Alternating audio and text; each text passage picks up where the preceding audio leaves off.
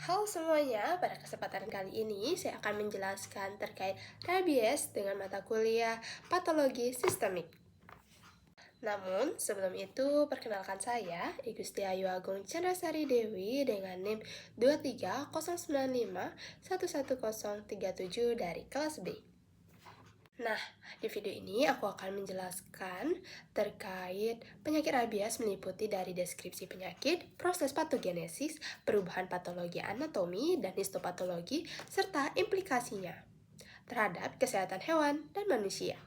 Rabies merupakan penyakit infeksius akut yang menyerang sistem saraf pusat dan bersifat zoonosis.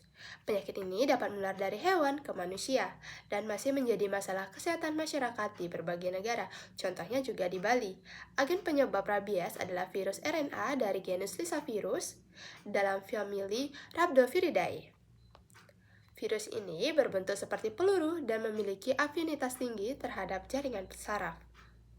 Penularan paling sering terjadi melalui gigitan hewan yang terinfeksi. Namun, dapat juga terjadi melalui jilatan pada luka terbuka atau kontak langsung air liur dengan mukosa seperti mata, hidung, dan juga mulut. Rabies hampir selalu berakibat fatal jika gejala klinis telah muncul, sehingga pencegahan menjadi langkah yang sangat krusial. Selanjutnya, patogenesis rabies dimulai ketika virus masuk ke dalam tubuh melalui luka gigitan. Pada fase awal, virus tidak langsung menuju otak, melainkan terlebih dahulu bereplikasi di jaringan otot sekitar tempat masuknya virus. Fase replikasi lokal ini dapat berlangsung dalam waktu yang bervariasi tergantung pada lokasi gigitan dan jumlah virus yang masuk.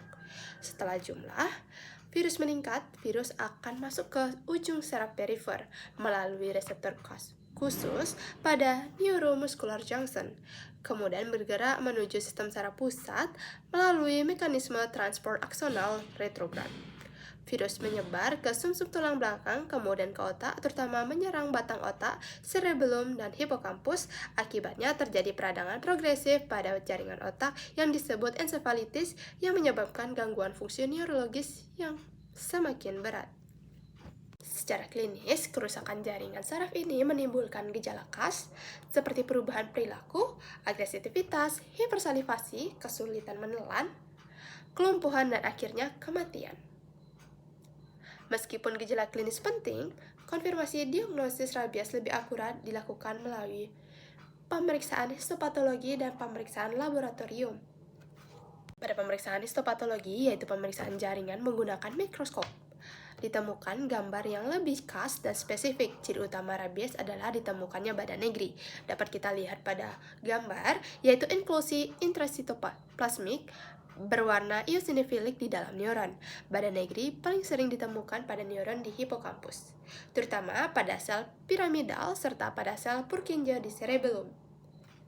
Selain itu, terlihat perivascular cuffing, yaitu penumpukan sel-sel radang, serta limfosit dan makrofag di sekitar pembuluh darah.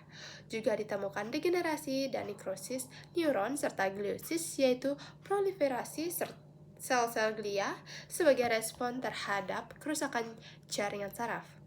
Di sisi perubahan patologis, pada pemeriksaan patologi anatomi atau secara kasat mata, perubahan tidak selalu terlihat jelas. Namun, pada beberapa kasus dapat ditemukan pembengkakan jaringan otak atau edema cerebri, serta kongesti pembuluh darah pada selaput otak atau meninges.